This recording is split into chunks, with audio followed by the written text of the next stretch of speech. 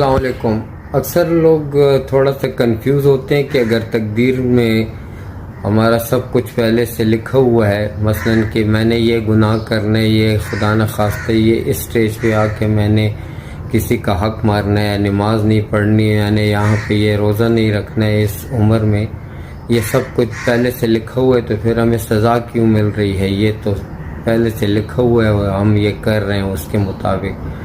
تو بھائی اس کی مثال یہ ہے کہ اللہ رب العزت کے لیے ماضی، حال اور مستقبل سب برابر ہے، جس کو ٹائم لائن کہتے ہیں۔ اللہ تعالیٰ کے سامنے سب کچھ ہے۔ اس وقت جو آپ پیدا ہو رہے ہیں، اس وقت جو آپ جوان ہو کے کوئی کام کر رہے ہیں، اس سے جب آپ فوت ہو رہے ہیں، یہ سب اللہ کے سامنے بالکل عیاں ہے۔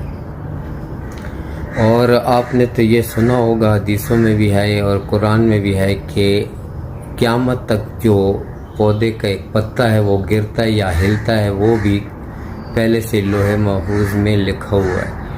تو رب العزت چونکہ ہمارا حال پہلے سے جانتے ہیں مستقبل میں کہ اپنی مرضی سے کیا کیا کام کرنے، یہ نہیں کہ زبردستی تقدیر کے مطابق ہمیں، چونکہ تقدیر میں لکھا ہے کہ مجھ سے قتل ہوگا تو اب میں نے لازمی اس تقدیر کے مطابق قتل کرنا ہے، اللہ مجھے مجبور کرے گا، نعوذ باللہ، نہیں، بلکہ تقدیر میں یا لوح محفوظ میں پہلے سے اللہ نے لکھا ہوا ہے کہ اس سٹیج پہ اس نے اپنی مرضی سے یہ کرنا ہے، اپنی مرضی سے قتل کرنا ہے، نعوذ باللہ، اپنی مرضی سے اس نے حج کرنا ہے۔ یہ سب کچھ ہماری مرضی سے ہو رہا ہے، لیکن اللہ کو پہلے سے ہی معلوم ہے اور اللہ نے یہ لکھا ہوا ہے۔